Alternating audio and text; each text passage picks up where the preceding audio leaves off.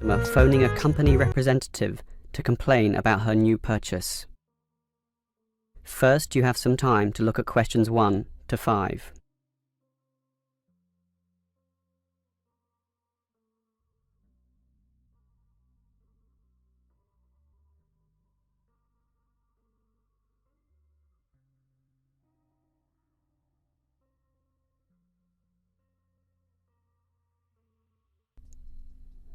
Now we shall begin. You should answer the questions as you listen, because you will not hear the recording a second time. Listen carefully and answer questions 1 to 5. Hello, is this the Dynamo Motorcycle Company? Yes, it is. How can I help you? Well, I have an instruction manual here for your new electric motorcycle, but I'm not satisfied with the purchase at all. Well, I'm sorry to hear that. But don't worry, I'm sure we can sort this out. Before we do anything, can you tell me the model number?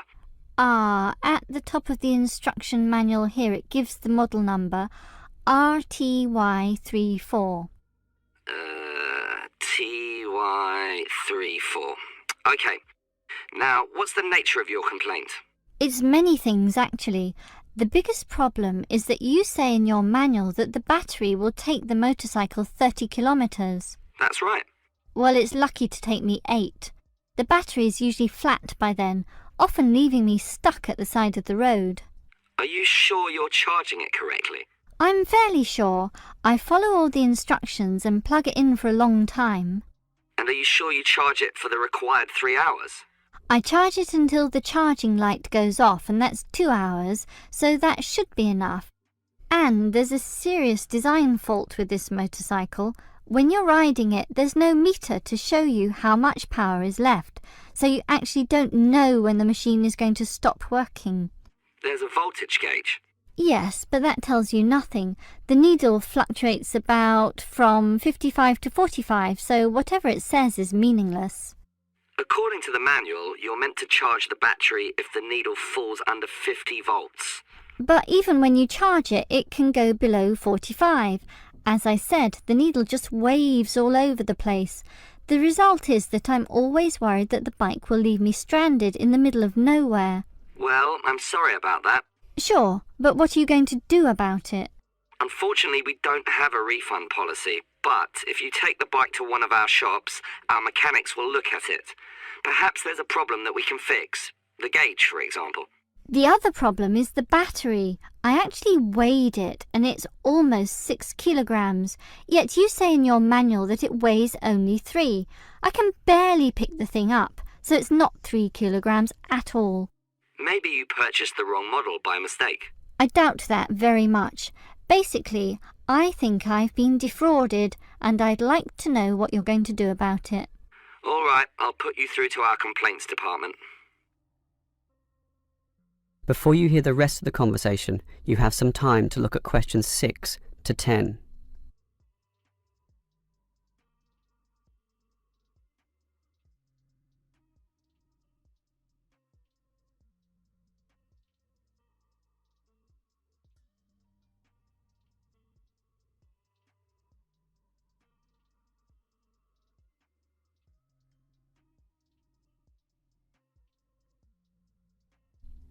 Now listen and answer questions 6 to 10. Hello? Complaints department here. Apparently you have a complaint? Yes, I do. Let me tell you all about... It's all right. Our representative has already informed me about your problem. It's probably just a misunderstanding. I'm sure we can work something out. Right now, I need to take down some details. All right. Can I have your name, please? Jessie Parkinson. That's Jessie and Parkinson, Parkinson. Parkinson. All right. What shall we list this complaint under? Parts, service, or performance? Well, the meter isn't accurate at all, so that's parts, isn't it? Yes, perhaps, but you do feel more generally that the motorcycle doesn't meet the operational standards as advertised, so it's probably better to tick performance here. Can we tick both? Parts and performance. No, we can only tick one, so let's not call it parts. We'll go with performance. Now, we may post some further forms and questionnaires to you, so would you mind giving me your address? Certainly, it's 45 Melrose Road. Melrose, M-E-L and Rose. Okay, now, your phone number? Just use my mobile phone. That's 0928 982 453. 453. Okay, and if we have any follow-up questions, what time is best for ringing you?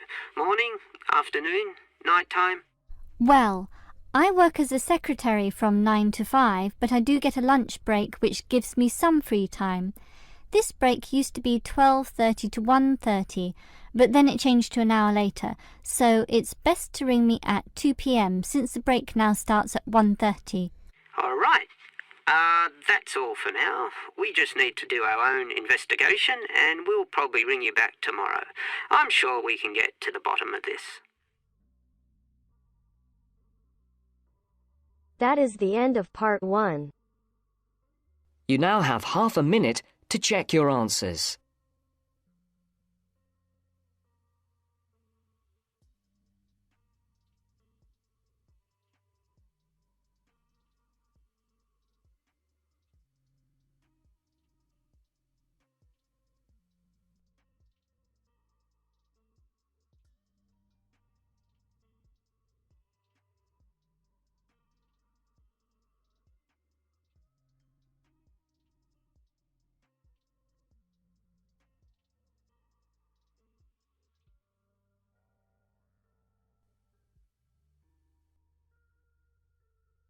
Now turns to part 2. Part 2. You have just arrived at the student hostel where you will live during the term. The manager is explaining the rules and another student is asking questions. Listen to the conversation and complete the form. First, you have some time to look at questions 11 to 16.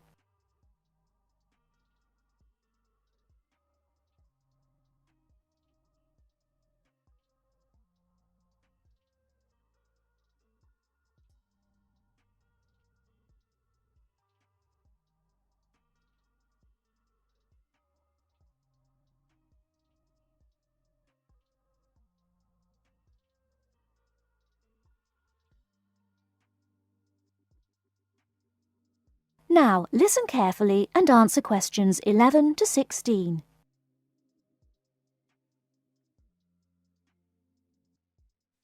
Excuse me, I want to ask you about the charges for meals. Are they the same as they were last year? No, I'm afraid they're not. We've managed to keep most of them the same, but we've had to increase the charge for breakfast. How much is it now? It's $2.50. It used to be $2. I see. What about lunch? It's unchanged, still $3. Does dinner still cost $3? Yes, it does. We've managed to keep the prices down this year, but the best deal is the 3-meal plan for $48 per week. We give you vouchers to present when you come into the cafeteria, and you get 21 meals for your $48. That works out to a little more than $2 a meal. The 2-meal plan is also at last year's rates of $36 per week. We give you vouchers for that too. My sister was in this hostel before me. I'm sure the hours for breakfast used to be longer. Yes, they were. They used to be 7 to 9:30, but to keep our expenses down, we made them 7 to 9. Lunch is the way it was, though. Hold on. Dinner, 6 to 7:30. Isn't that a change? Yes, it is, and in fact the form is wrong. It used to be 5:30 to 7:30, but now it's 6 to 8 p.m. 6 to 8 p.m. That's good. So, which plan would you like? I'd like to think about it, please. I need to check my lecture schedule. Before you hear the rest of the talk, you have some time to look at questions 17 to 20.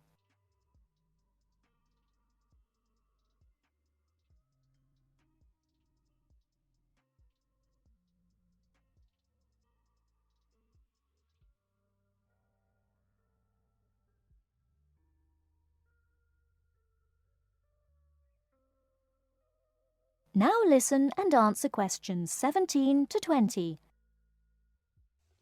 Can you tell me how to get to my room, please? Of course. You're in the new wing, which is very freshly painted and pleasant.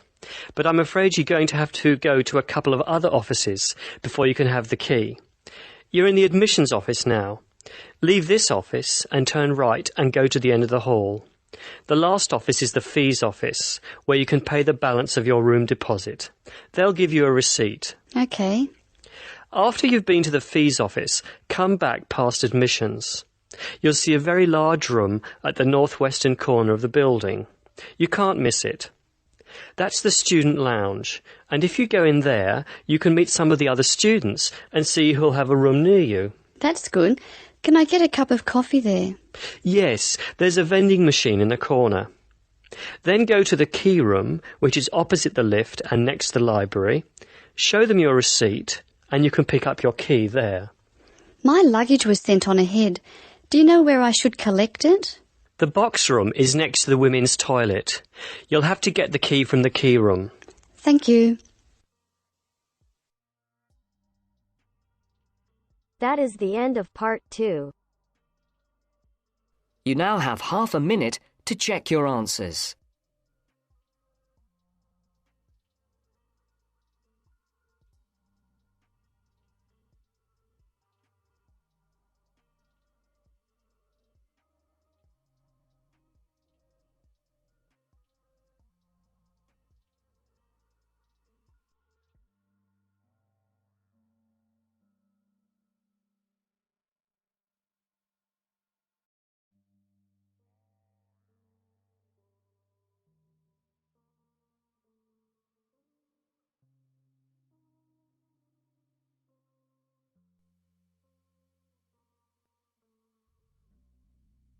Now turns to part 3. Part 3.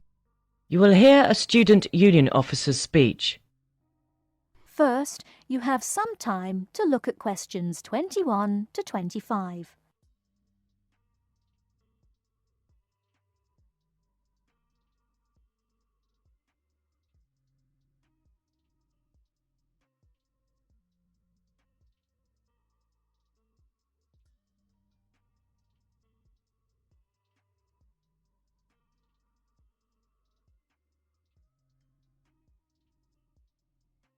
Now listen carefully and answer questions 21 to 25. Hi there. May I wish you a very warm welcome to Ealing College, and more especially to the Student Union. The Student Union is run by 4 sabbatical officers, of which I am one. As the President, I am charged with the overall day-to-day running of the Union itself, according to established policies within the Constitution. We also have a brilliant staff team who'll help us, and you'll meet them when you have 5 minutes to drop in and see us. The last year has seen the Student Union grow from incorporating a bar and a few offices with a small shop into being a thriving concern, which controls, to its credit, 2 bars, a cafe bar or restaurant, a shop, a comprehensive welfare department, and numerous offices.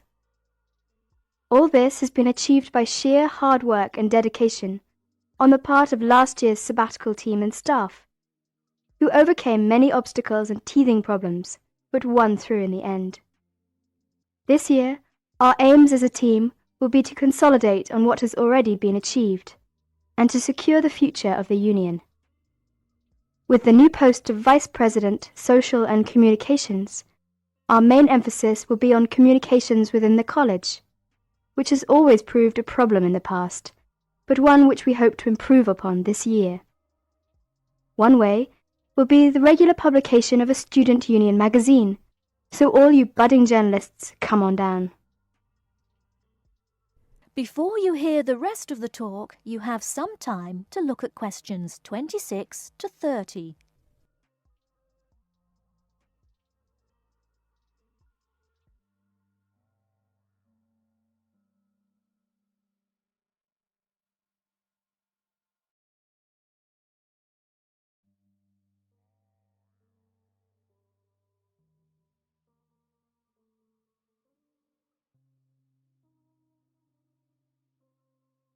Now listen and answer questions 26 to 30.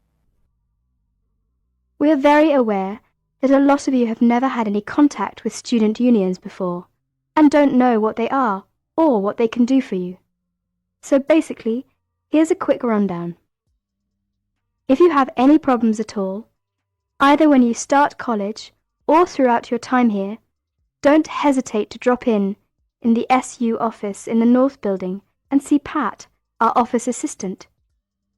She will be able to help you with most of your day-to-day general inquiries, or if she can't, she will direct you to one of our staff who can. Myself and the other 3 vice presidents are here every day, and if you need to see us, just fix a time with Pat, and we'll be only too happy to help you. By the way, queries or problems can range from a late grant check, finding a place to live and academic matters, right through to the best places to eat, directions to the bar, or somebody blocking you in the car park. We'll give anything our best shot. Please remember, while you're at Ealing, that going to college is not just about education. Make sure you enjoy yourself as well, because believe me, time will fly once you're here. Ealing is a really good place to live, as there is lots to see and do. And don't forget, the metropolis of central London is only 20 minutes away by tube. Finally, the Student Union is an organisation run by students for students. So if there is anything you don't agree with, or you have any new ideas, please come along to the Union General Meetings and don't be afraid to speak up. Or you could give up a little of your time and stand for the Executive Committee, which is made up of students who help us out with lots of interesting things. I would like to take this opportunity to thank all the sabbaticals of the last 2 years who have worked so hard. My very special thanks goes to Winston, Martin and Peter and all the staff who not only did a great job but have been my good friends as well. Lots of luck and success for your year at Ealing. Work hard, but play hard as well. That is the end of part 3. You now have half a minute to check your answers.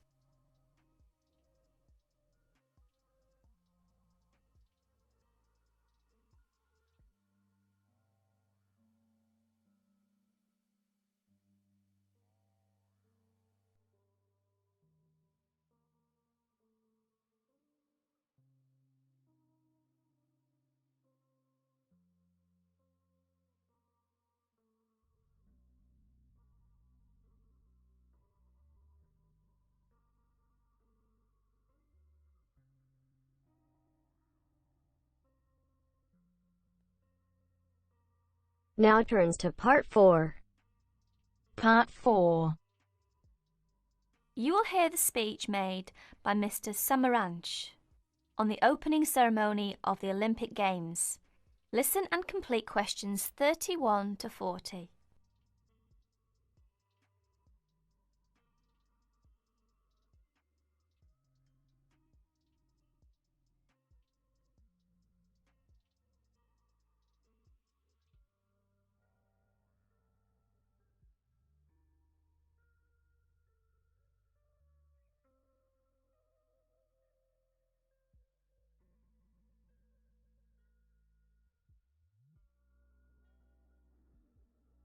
Here is the President of the International Committee, Mr. Samaranch's speech at the opening ceremony of the 26th Olympic Games. I'll read it for you.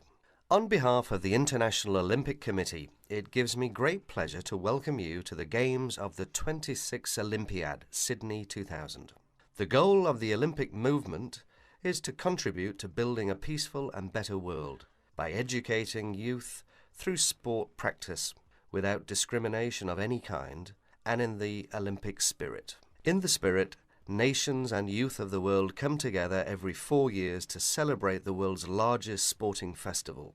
SOCOG has organized these sporting competitions in consultation with the international federations responsible for each sport. This is through nomination of technical officials, specification of technical requirements, and the cooperation with IOC and SOCOG on venue and other preparations. We thank each international federation for their vital efforts in the preparation of these Millennium Games.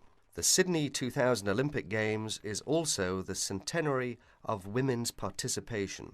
With a record number of events and disciplines for women at the Games, the Olympic movement continues to recognise and support the vital role of women in sport. As we embark on a new millennium, it is the Olympic Games that will continue to unite the world and celebrate humanity.